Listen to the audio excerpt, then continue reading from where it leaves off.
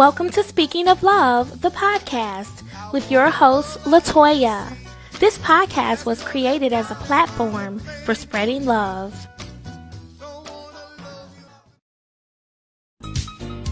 Hello, podcast family. Are you ready for the next episode of Speaking of Love? My guest, Chalcye Atkins, is a 35-year-old full-time stay-at-home mom and entrepreneur born in the city of Detroit. After experiencing many years of struggling with anxiety and depression, she implemented significant changes in her life and gained a sense of control.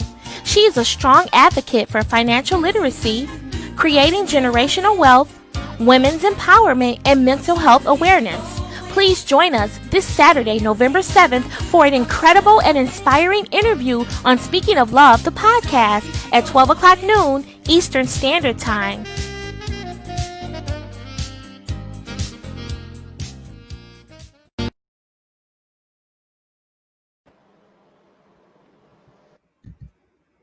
Good afternoon. Good afternoon. How's everyone doing today? Today is my favorite day of the year. I was born on a Saturday, so of course, Saturday is my favorite day of the week.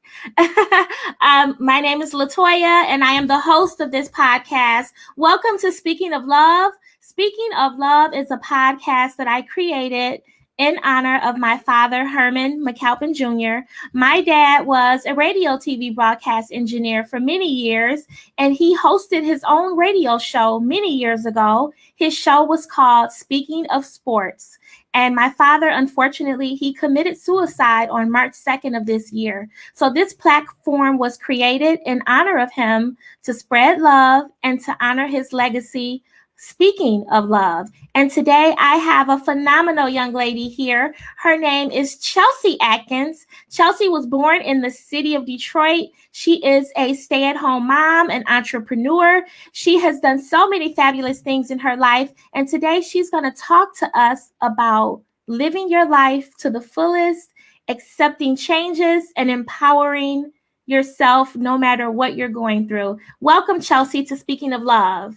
Thank you so much, LaToya. It's an honor to be here. I love this platform. I think it's great what you do to give back to the people. So I thank you so much for having me here.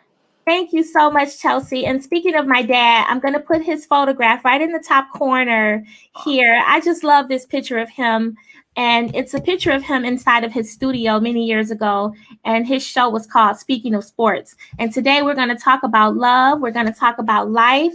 And Chalcye, I am so happy that you have accepted my invitation to be here. So we're going to get right into the interview, Chalcye. Tell me about you. What was your life like when you were young and before you became a mom, an entrepreneur? What was life like for you? So I actually, like you said before, I was born in Detroit. My mom was pretty young, about 23 when she had me. And my father was actually killed in a tragic accident at his job 6 weeks after I was born. So Detroit became a place for my mom that was unbearable. So we actually relocated to the Toledo area. I've been here ever since. And, you know, so my life started a little bit rocky right from the beginning. My mom really didn't know how to deal with being a first-time mom. She lost her husband, you know, right after her baby was born, going through all of those things. So my mom has actually always struggled with mental health and things like that as well. And, you know, I watched her be strong and be kind of the forefront of our family. She took care of us. She did everything that she could to make sure that we were taken care of. But from a very young age, she relied on me really heavily to take care of my siblings. I'm the oldest of four. We grew up in a rural community right outside of Toledo, Swanton, Ohio. A lot of farming, outdoors, you know, things like that. And we grew up in a community that was significantly wealthy. And with my mom being a single parent, the breadwinner of our family, all of those things, you know, our life was quite a bit different from my peers. There were times when, you know, things were a struggle. And even from a young age, I always found myself dealing with things that I didn't find my peers having to deal with. So, you know, I grew up pretty quickly. I had to help, make dinner, get my siblings ready for school, all of those things that my peers, their parents were home for. But my mom worked multiple jobs to put food on the table, to keep our lights on, all of those things. So it was a great childhood. I'm blessed that my mom was able to do everything that she was for us, but it wasn't like my friends, and I always found myself comparing myself to everyone, and I used a lot of things, food and unhealthy outlets to take care of my emotions, my feelings, all of those things. I was a part of athletics. I played soccer, I played softball for a bit, I played basketball, I played volleyball, all of those things. But my mom couldn't be in the stands because she was working to take care of our family. And, I always just found myself envying, all of those things that my peers had. And so even from a young age, I found myself struggling with anxiety, depression, comparing myself with others. And as I grew older, I swore that I was never going to put myself in that position again. I wanted to be able to make an impact and make a difference and make sure that people like my mom knew that they always had someone that they could turn to. My mom always felt pretty alone and things like that. And, she did everything that she could to take care of us. And I went on to college. I stayed close to home so I could keep helping my mom. I graduated from BGSU. Woo,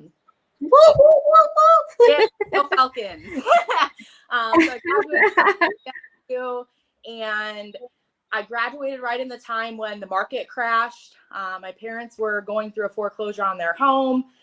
So it was just, it was a lot of things where moments were supposed to be happy, but things were still like continuing to struggle around me. And I found myself going into a job market that really wasn't open to college graduates with no experience. There was a lot of people who had lost their jobs at that time. So there were a ton of people that I was competing with experience. So I ended up working at a golf course in a pro shop. And then I also worked part-time as a teller in banking, and banking became my career. I worked in the banking industry for 10 years, doing sales, management. I was a teller, I did everything. And I just really found my love for people and understanding that I wasn't the only one who had struggles and all of those things. And so that's kind of where the financial literacy and breaking generational curses, our kids don't learn about finance and banking and loans and all of those things in school. So I really, really, that's where I found my love for being able to kind of pay that kind of information forward as well. So just a lot before I became a wife and a mom. And, I've taken those things and I've poured it into my family to make sure that, they're prepared and that they feel the love and that they don't ever feel like they have to compare themselves to others or feel like they're going without. Now, I understand that you're an expert in financial literacy. Yeah. And tell me a little bit about your history with financial literacy. What are some of the tools that you offer? What kind of services do you provide to help people with financial literacy? Yeah. So financial literacy can mean a lot of things. So like I said, our kids aren't learning about loans, credit, how to manage a bank account, that your debit card stops once there's not money left in it. They don't learn those things at an early age. And you see, if there's households where children are growing up in that their parents aren't talking to them about those things, they go off into adulthood and they don't understand what that looks like. Also, our society really, really heavily pushes our kids into going to college. I'm a college graduate. I think that college is great, but it's not for everyone. Mm-hmm. I think that we strongly encourage these kids to go to school and put themselves in debt, and they don't really know what they want to do with it or how they're going to get out of debt and everything like that. So as far as financial literacy goes, I really, really like to be able to talk to people about, different ways that you can impact your credit, how you can start building credit from a young age, how to do it smartly and not in the point where, you have to be borrowing money on a consistent basis and not have a means to pay it back. Credit's not a bad thing. I found in banking that a lot of people thought that credit was bad. But the reason that people think credit is bad is because they're borrowing money that they really don't have a means to be able to pay back, and Right. that's bad. But credit is very, very important. It's a building block of our country. To be able to buy a home, you have to be able to have credit. To be able to purchase a car, you have to have credit. All of those things. And so if you don't start those things from a young age, you find yourself in your 30s and your 40s with no credit. No credit sometimes can be worse than having bad credit. So talking about credit, becoming an entrepreneur. A lot of people have dreams of wanting to start a business or a platform like this where you pay back, or maybe even a nonprofit, but they have no idea where to start. There's a lot of legalities that go into protecting yourself and making sure that your business is legal, making sure that other people aren't impersonating your business, all of those things. So being able to pay it forward. My husband and I have a business here in Toledo called the Startup Group. We actually help people start up their business from the ground up, understand what types of documentation they need, tax preparation, all of those types of questions and things like that. So being able to pay it forward and share that knowledge that we've learned over the years in our banking careers. Also learning about investing. Investing doesn't necessarily mean that someone has to have a significant amount of money. And that's where the generational curses come in and the generational wealth. You can start with as little as $10 or a penny to start investing. You're not going to have a huge return right away, but being able to have that education and that knowledge of where you can start to start having those building blocks and to have a retirement fund when you retire from your career or your entrepreneurship, all of those things are super, super important in our society.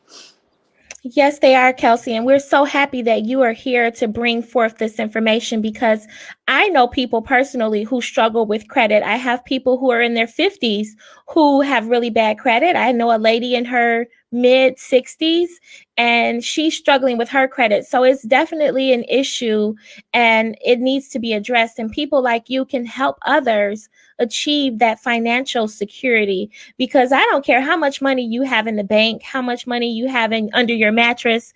If you don't have your credit in order, life is going to be a little more challenging in order for you to get the important things that you mentioned earlier, in terms of getting a home, getting a vehicle, and even in terms of getting an apartment. And I'll tell you this one even better. Some employers will do a credit check before they even hire you. Absolutely. I mean, I learned that in banking. I was not the smartest about credit when I was young. When I was in college, credit card companies were allowed to come to our football games and tell us, hey, if you sign up for our credit card, we'll give you a sweatshirt. Cold out there. So I didn't have a sweatshirt, so I applied for a credit card. Yeah. And that I had to pay the credit card back. And when you're in school and you don't have a significant amount of income, you're not making payments on time, you're overspending, all of those things. So I took from my experiences in life, and I want to be able to pay that back to people who don't necessarily get to have those conversations with other people, whether it be their parents in school, their peers, all of that. So yes, credit, understanding your banking, Yeah. And even in banking, I got a lot of people who would come back and they'd be like, well, I have plenty of money. If it's not reported to the government, they're going to want to know where that money came from. So all of those things come into play of, how we can be successful and how we can have that knowledge of, finances and money and how all of that works and credit and all of those things. Yes. And one more thing about credit before we move on. I know I have a daughter in college. She's a junior at the University of Michigan. And she walked into a store recently and the lady told her, she says, hey, if you apply for a credit card at this store, you'll get 30% off today. You want to do it? And my daughter is thinking like, wow, 30%, mom, I could. And I'm thinking, no. You may save 30% on your purchase today, right? But when they get you with the interest, the finance charges, over the long run, you're going to pay that back multiple times. So don't let them swindle you into opening up a card just to save money in the moment, because they're going to get it back. Right. And a lot of times, you know, if you pay off your card right away, you'll miss out on those interest charges. But understanding that fine print and, you know, how the card itself works, because every card's different. Yeah. Understand how all of those things work, you know, that's really, really important in that piece as well. So I'm glad you brought that up. Yes, definitely. Chalcye, I want to talk to you a little bit about a sensitive subject. You have been very open and frank with me about your battle with depression and anxiety. Can you talk to us a little bit about that and how you were able to overcome those issues? Yeah. So I'll be honest. I mean, I've always been fully transparent on this topic because I know, as someone who's dealt with it, you know, I told you guys I've dealt with this from a young age. And when I was younger, mental health was not something that we openly talked about. It was not something that we advocated for. We didn't have social media where people were sharing and so that you saw that other people were dealing with it. So me coming into, you know, Facebook started my freshman year of college. So I'm looking at, you know, 15 years of social media, and I had 20 years where social media didn't exist. Um, and so when I started talking about my mental health, I started doing it in a blog. You know, I kind of hid myself and I would talk about it, but I didn't really want people to know that it was me. And then I got to the point where I was like, why not? Why not let people see that people who look like them, who look like they have it all together, who look like they're doing well, struggle? And I would love to say that every single day is sunshine and rainbows for me. But that's the thing about anxiety and depression. It creeps up on you on the moments that you least expect it. It's something that one day you feel perfectly fine, and the next day you feel like you're drowning, and the waves just keep crashing and pulling you under and under and under. And so for me, I really had to figure out how to get a grasp on it because I was using everything unhealthy to try and deal with it. I was trying to eat it away. I was trying to party it away. I was hanging out with, you know, different crowds of people who made me feel a certain way. But realistically, no one was looking out for me or looking out for what was going to be better or best for me to be able to move forward in a healthy fashion. And I think that when I talk to other people who have dealt with or who suffer from or who deal with it on a daily basis, they feel the same way because there aren't a lot of people out in this world who will say it's going to be okay or who know how to deal with it. And a lot of people who don't deal with some kind of mental health struggle, they don't know the right things to say. They think that just saying everything's going to be okay, or you can move forward, or you're going to be fine, it's going to be fine. For someone who has anxiety, that's the worst thing that you can say to them. Like, I understand what you're going through. We'll get through it together.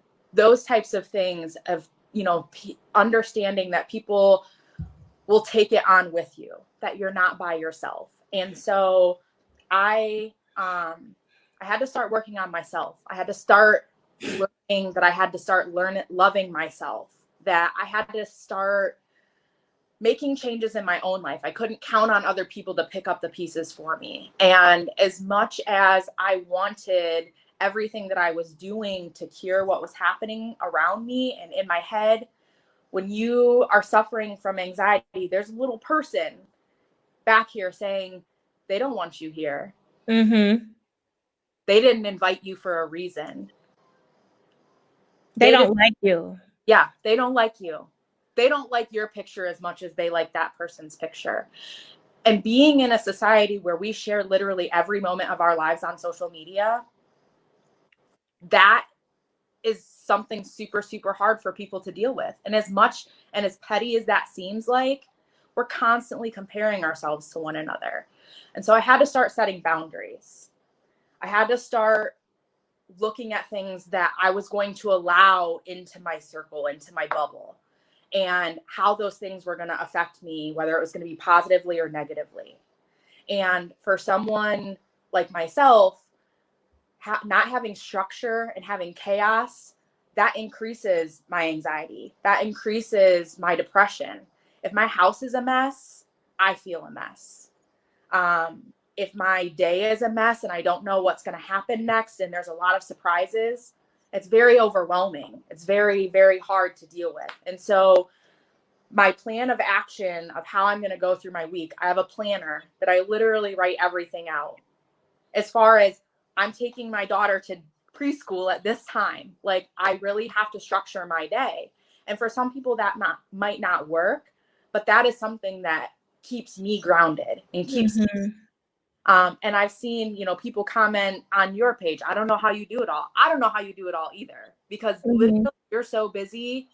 You're constant, you have your hand in this project, you have your hand in this project. Like, you are a very busy person as well. And so having that structure and that plan in my day is super helpful.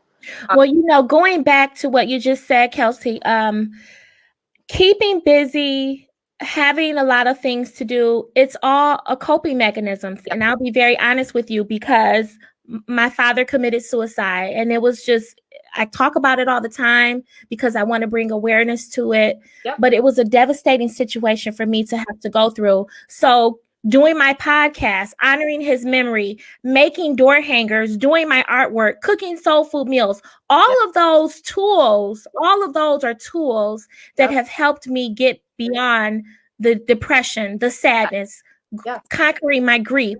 It's all a tool. I know my mom came over recently, and in my basement, I have so many pieces of art that I have made over the past 7 months. And she says, "Wow, you have all of these artwork pieces in your basement.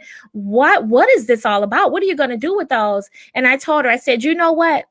Each one of those paintings represents a pill that I should have taken to help cure the grief and the sadness that I was going through with losing my dad." So keeping busy, doing all of the things that I'm involved in, they're pills. They help me. It's my medication. Yep. Yeah, for sure. No, and I know exactly what you mean, because you find things to keep yourself going, and to be able to talk about it. People would come to me and they'd be like, why do you always go on Instagram Live and talk about your mental health? Do you want people to feel sorry for you? No, I don't want people to feel sorry for me. Honestly, it has nothing to do with the people. It has everything to do with, that's my diary. That's being able to get it out. Because if I don't get it out, then it stays here. And then it festers and it comes here. And then you're sick and you're all of those things. And so knowing and having healthy ways of dealing with it, and whether that be having boundaries of who you're going to allow to be in your life, having boundaries of what types of activities you're going to participate in, setting boundaries of being able to say no. I have such a hard time of saying no to people. No matter what I have going on, no matter how much I have on my plate, my kids know that if they come to me and they say, I need you to do something, and even if it's 5 minutes before we have to be there, I can't say no to them. And learning how to say no. And I've started to learn these things. I started going to therapy last year.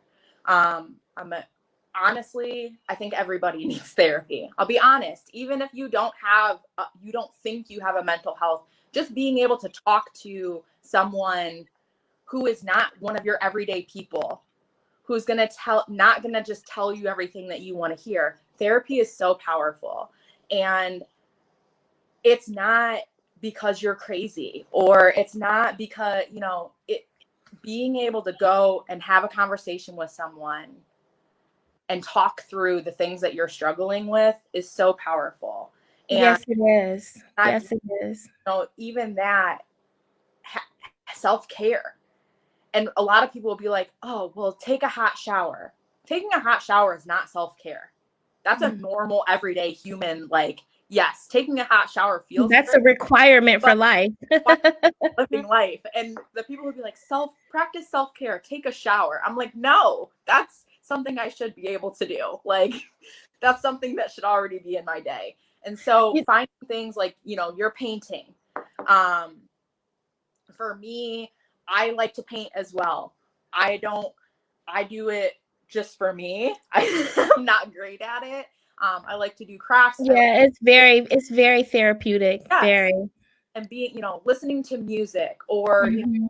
things that you enjoy, those types of things that aren't in your everyday, but something that you get fulfillment out of. And then taking that control back. For a lot of years, I used alcohol to numb everything, the chaos, to slow it down, to numb the sadness, all of those things, mostly in my college years. But I noticed in the times when I was really, really struggling with my anxiety or my depression, I noticed that my drinking increased. So that drink that I would have at dinner would turn into multiple drinks. And Mm. it's not healthy. And I'm not here to bash anyone who does that, but for me, it was hurting me more than it was helping me.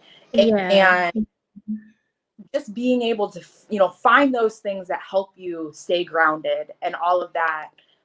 That's been my biggest thing. And honestly, we're going to talk about this upcoming. I've gone through a serious weight loss journey as well. So getting myself back to someone that can make me feel like a person again. Someone having,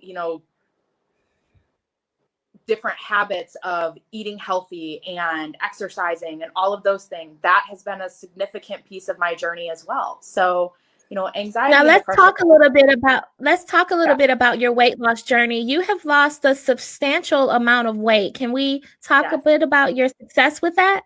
Yeah. So, at my highest, I weighed 370 pounds. That's my highest recorded. I got to a point where I stopped getting on the scale, and food is like a coping, social, all of those things for me. When we get together with my family, there's food. When you go out to Mhm. your friends, there's food. When you're We sad live or in a you're, society where food is love. yes, and honestly, I still love food. Like, but I love it in a different way. I don't, back then I needed it to help. I was trying to fill a hole inside of me, a Mhm. sadness and all of those things. And I never felt like I fit in. And it came down to that, I didn't feel like I fit in and all of that. And a lot of people will come to me and they'll say, well, you lost weight just to fit in, or you wanted to look a certain way. You were beautiful before. I was beautiful before, but I was not confident in myself. Mhm. I Mhm. I loved, get that. I did not feel comfortable in my own skin. And I was getting to the point where I hurt all the time. I hurt, Mm. my joints hurt, my back hurt. And My I was back. Oh my God, yes. saying things that my 70-year-old grandmother was experiencing, and I'm 30. And there was a time, and this was my moment where I knew I had to make a significant change. I have a little girl, she's 5. Her name is Lauren. And Lauren was just barely 2. And we had flown to Myrtle Beach, and Lorenzo went to go get the rental car. And so Lauren and I are standing at the baggage claim waiting for our bags. And she ran away from me, and I could not catch her. Oh wow. Everyone is watching her run from me, and I'm trying to get to her, but I can't because she's this big and I'm not. And instead of everyone moving or trying to stop her, they just stopped and stared at me. And she got Mm. out of the doors of the airport and ran out into traffic of where people are coming to pick up people who had just gotten off of flights. So there's cars, and she's running in front of cars. And I finally caught up to her, and I was sobbing at this point. And at that moment, I knew that I had to make a change because Yeah. up with my child. And I didn't want to have moments where she said, "Mommy, come play with me." But I couldn't play, or I couldn't run, or I couldn't do any of those things with her. And I didn't want to be put in the position again where I couldn't catch her, or where I would be in a situation where, because of my ability or lack of athletic ability, I wouldn't be able to save her. And not guaranteeing that I would be able to save her now, but I knew that I had to make some kind of change to be able to be in the situation where I could protect her. And So what do you love most about the new you? the new me, confidence. Mm-hmm. Do you Before, find that you're more confident in all areas of your life now? I still struggle with it sometimes because I don't see the person that everyone sees. Um, Okay. So I still struggle with it. I walk into the store and I pick up clothes and I'm like, I could never fit into this. And, different things like that, or I shouldn't be wearing that, or my arms are exposed. People are going to look at my loose skin, different things like that. But the confidence as far as finding my voice, being able to feel like if I'm in the room, people are going to listen to me rather than stare at me. And that was always an issue for me. I always felt like people were judging me. And Mm-hmm. I don't think that I was an unattractive person before. I don't think that I looked bad. I think I carried myself well. I look back at pictures and I'm like, wow, she was pretty. Like, she was beautiful. She still had a beautiful soul. She still had, but the world, I felt like no one ever listened to me. I feel like no one Mm. seriously. And even in Did my, you feel invisible? Did you feel that you were invisible? and especially, Yeah. in my corporate career, I always felt like my management never took me seriously because they knew that I would just show up and I'd say yes, and I was the yes girl. Wow. And that was, once I started losing weight and finding that confidence, I wasn't afraid of people not accepting what I had to say anymore, because I felt like I had important things to say. I had great ideas, but I was so afraid of saying it because I thought that people were always judging me. Yeah. I sit here, Chelsea, and I listen to your story and your testimony, and I hear so many similarities between you and I. And I've had those experiences. And you've talked to us about your childhood. You've talked to us about your college years and things that you've gone through in your life. Where does all of your strength come from? Because as I'm sitting here and I'm interviewing you, I see a woman of confidence, a woman of strength, a woman of power, a woman of love, dignity. You have so many wonderful attributes about yourself. Where did that strength come from that was always inside of you? You just had to bring it out. Where did it come from to get you to where you are today? So honestly, my biggest strength is probably also my biggest weakness. Um, it's that inner fear of failure, that double-edged sword where you feel like you don't want to fail, you want to be perfect, you don't want to let people down. But I love hard and I love often, and it causes a vicious cycle because Mm-hmm. I always am holding myself to a higher standard than I would ever hold anyone else. But at the same time, that's what keeps me going. And on the days when I don't want to get out of bed, that's that fear of failing someone or letting someone down. That's what keeps me getting up in the morning. Yes. And Yes. I look at you, Chelsea, and I see a woman who has achieved success on so many levels. How do you define success? that's a great question. So success to me is a little bit of what my husband calls a unicorn. It's something that for me, I don't know that I will ever find myself successful. I'm always striving for more. Even when I hit this goal, I want the next one. But having that, I guess, success for me is knowing that there's peace in my household, in my Mm-hmm. life, knowing my family and my loved ones are taken care of. Um, Knowing that my kids are proud of me, knowing that I'm making the people around me proud of me, because some of the things that I do, they really don't care about as much as I do. So it really just is,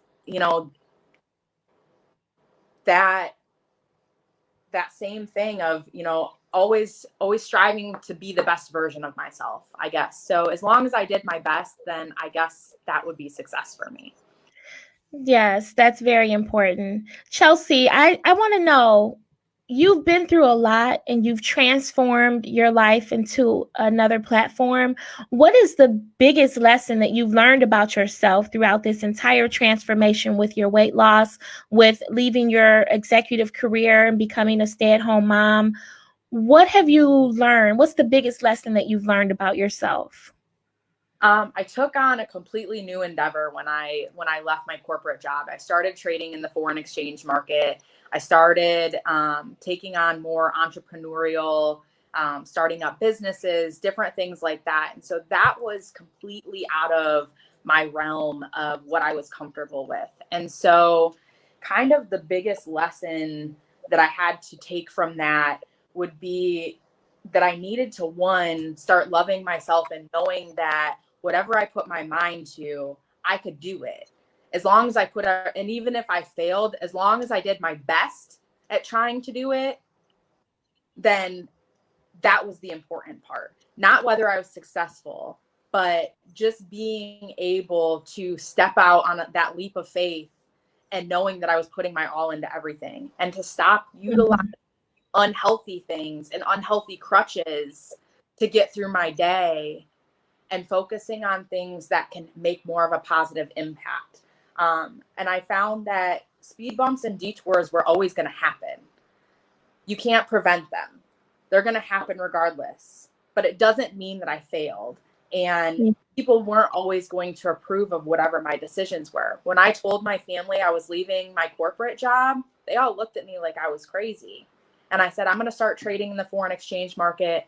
I'm going to start mentoring people, blah, blah, blah, blah, blah. And they all said, why would you leave that comfortable salary job? Because that comfortable salary job was slowly killing me on the inside. On the inside, yeah. Yeah, I get that. Being able to step out and do things that filled me up, and being there for my family and having that work-life balance, that was the most important thing. Yes, having a work-life balance is definitely important, especially when you have a husband and you have children. You definitely have to be able to balance it all out because you don't want to leave your family hungering for more of you or starving for more of you or more of your attention. So you have done a great job balancing it all out. Do you have a personal model that you live by in your life? Um, yes. So for me is showing up for myself every day, not showing up for everybody else, but learning, you know, being proud of all of those silent battles that I've had to deal with, the moments that have humbled me, the moments that I've had to go through that are hard to talk about. But I know that I got through those things, and waking up every day and trying to have the courage to get through those things and understanding that today is a new day. That that's so important, because tomorrow is never promised. You and I both know that. So Yeah. being able to fight for yourself and fight for today, I have to remind myself of that on a regular basis. And I think a lot of people who deal with mental health struggles have that same battle, because if you don't show up for yourself, you can't show up for anyone else. That is so Literally. true. That is so true. Chalcye, when you wake up every morning, is there something that you do to help get your day off on a good start?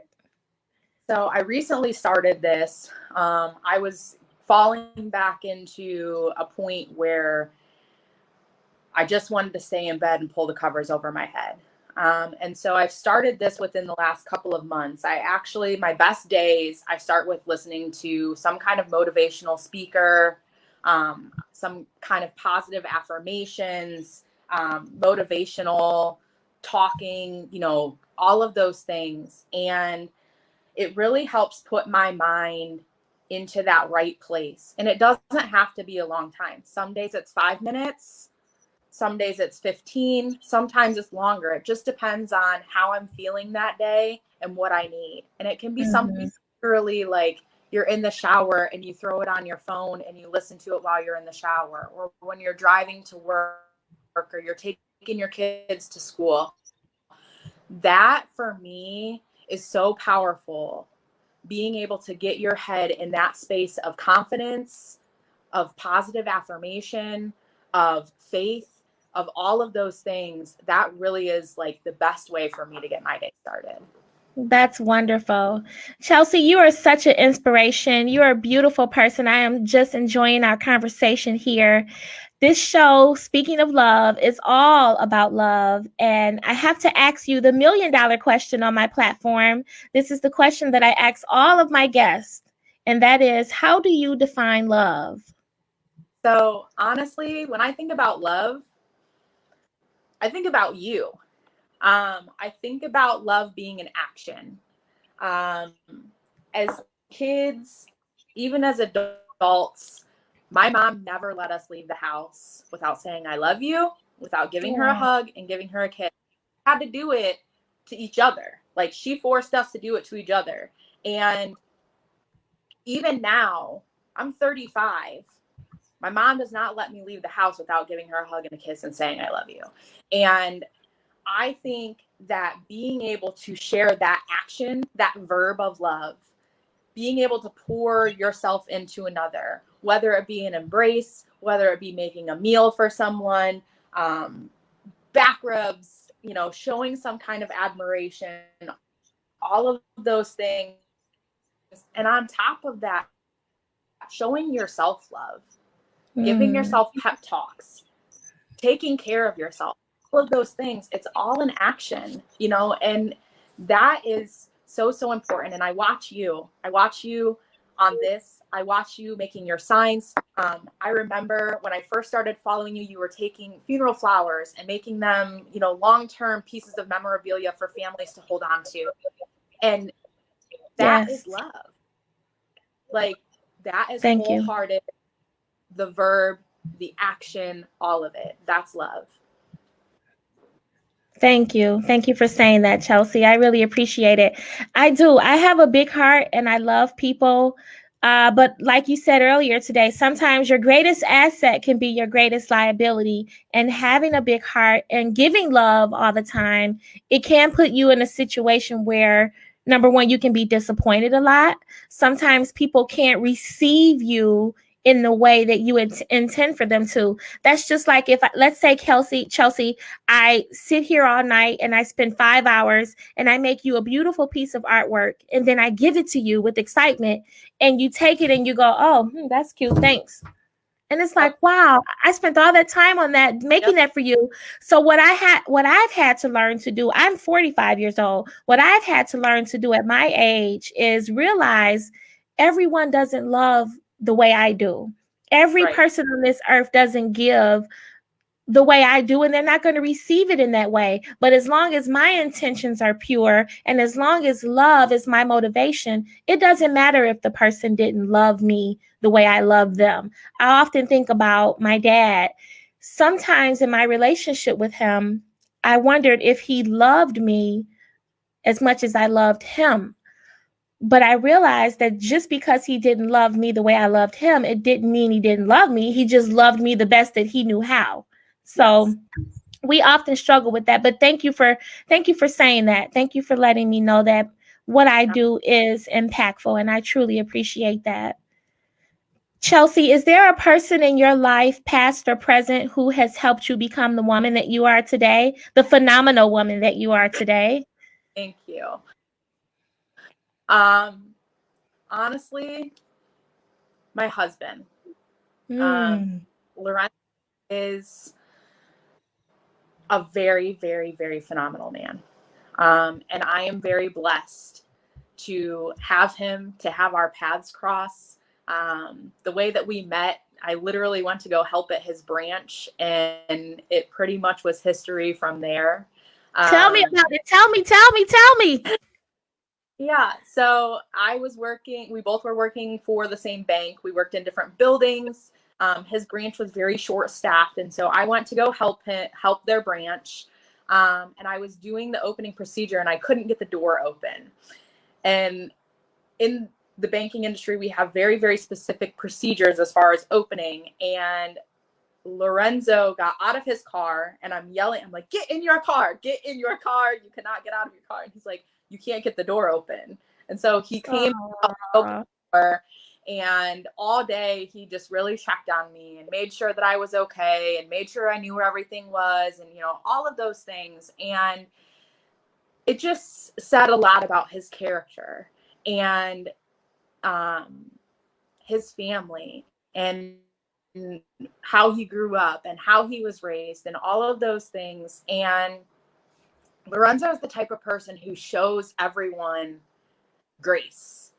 It doesn't matter what kind of mistakes you make. It doesn't matter what kind of past you have. It doesn't matter any of those things. He always shows people grace. And he always has faith that people are always going to be the best part of themselves and that those pieces shine out beyond anything else. And Wow.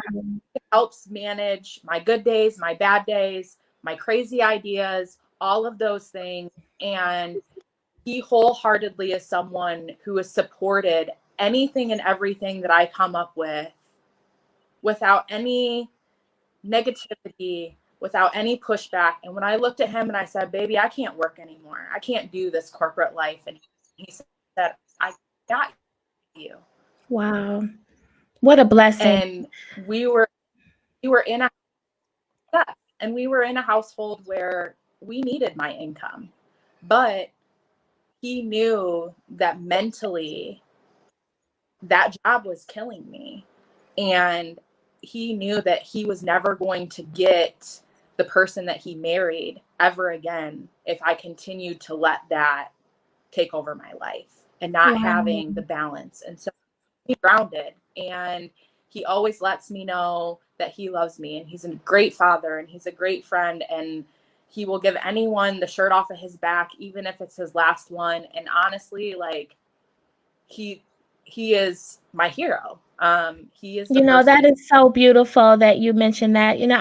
This is my 28th episode. And usually when I ask that question, the person will usually talk about a mentor or their mom or their grandmother or someone very close to them. But I've never had a person say that their spouse was the person who influenced them to be the person that they are today. And that is such a blessing. That is such a blessing. And speaking of which, Lorenzo is my cousin. Chalcye and I talked about this before we went live. Lorenzo is my cousin. His mom and my mom were first cousins until his mom passed away from cancer years ago. But I remember when she first had Lorenzo, she loved him to death. She was such a beautiful person, and every characteristic that you described your husband as having, he inherited that from his mom, Bonnie. She was a beautiful person. And I remember her as a little girl. She was so beautiful. Her spirit was so sweet, and she can cook some really good food too. I remember that.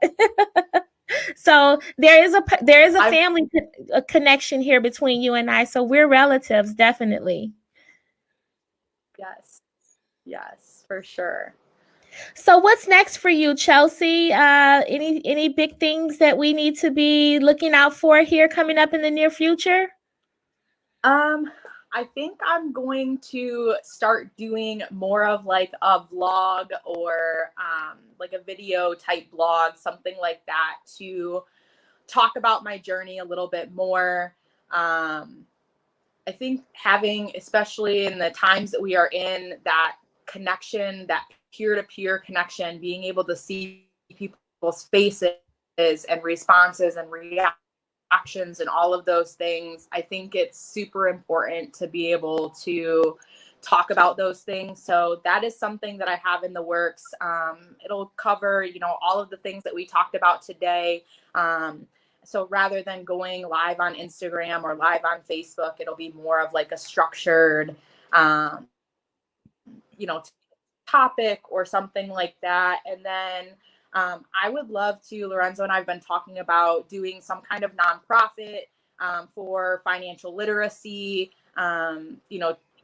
credit, creating generational wealth, breaking generational, curses, different things like that. So we've talked about doing that. I see that coming probably next year or sometime, probably late next year, but we're always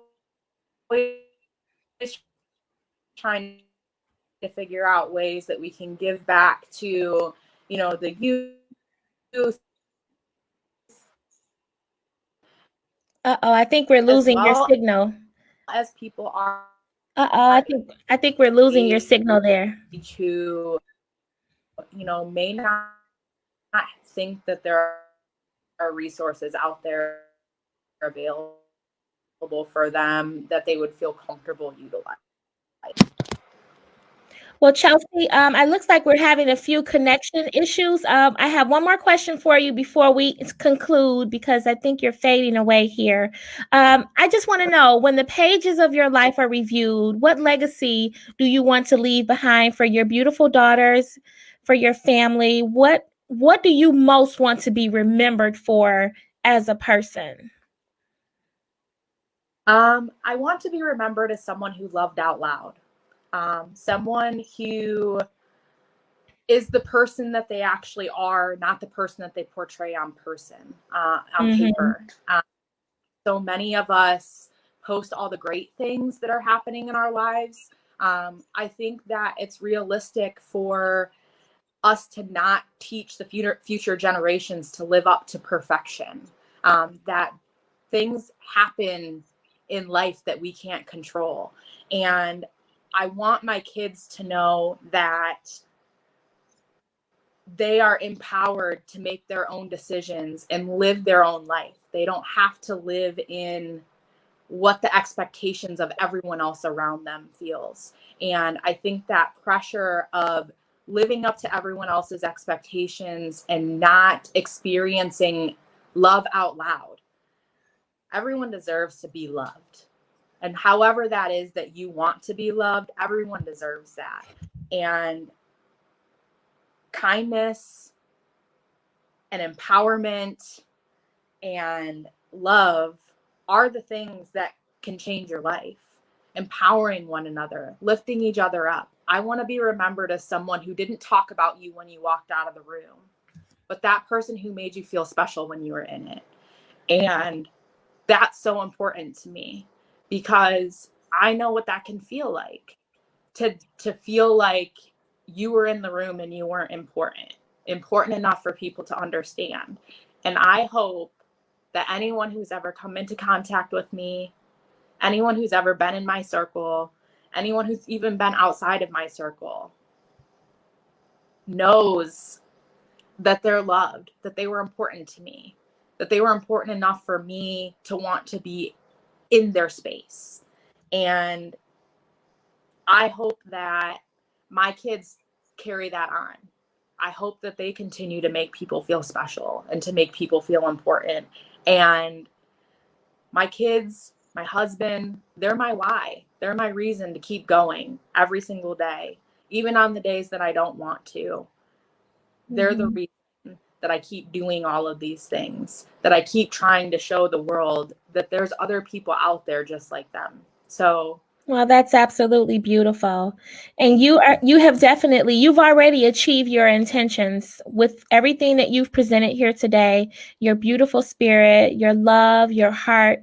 You are just an amazing person, and I'm so thankful that you were here today to bring forth this message of love and prosperity.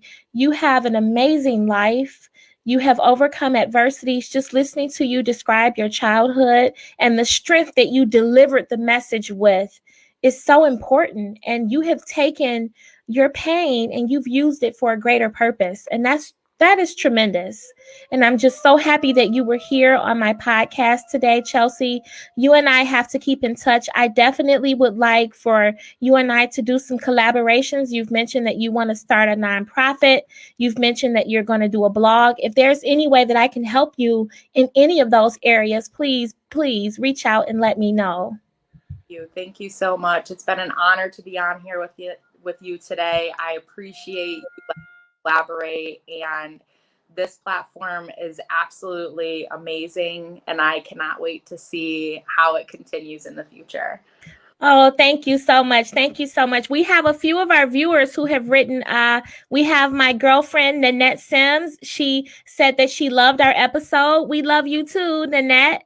We also have another person who wrote in, Victoria Davis. It says, "You two are awesome and thank you so much." I appreciate all of our viewers and listeners who are here today watching. If you missed any part of this broadcast, it's going to be recorded live and uploaded to YouTube later today. And then it's also going to be available on Google Podcasts, Apple Podcasts, Spotify, SoundCloud, any place that you prefer to listen to your podcast episodes. This will be on there by the end of the day today. So thank you all so much for being here. We are out of time. Chalcye, I love you, my darling sister. We will definitely be in contact with each other. And also, I want to let my viewers know, as you all know, I'm a radio personality here in the city of Detroit. Tomorrow, I will be hosting the Michael Van Tool Show on Blog Talk Radio at 9 o'clock a.m. So you can catch me live there tomorrow. I will definitely post the information here on my Facebook page before the end of the day. But Chalcye, is there anything else you want our viewers and listeners to know before you go? Just keep loving each other. Stay strong during these times. Hold on to the good moments, and hold on to things like this, your faith, all of those things, to keep yourself in the right mindset, because there's a lot that'll turn you astray during these crazy moments that we're having right now. Yes, yes. Shane Respits, he's known as the hip hop deacon. He wrote "Peace, love, and God bless to both of us." So thank you all so much for tuning in. This has been Speaking of Love, and I will be back here next Saturday at 12 o'clock noon for another episode. I hope you all have a great day, and we will see you all soon. Bye-bye.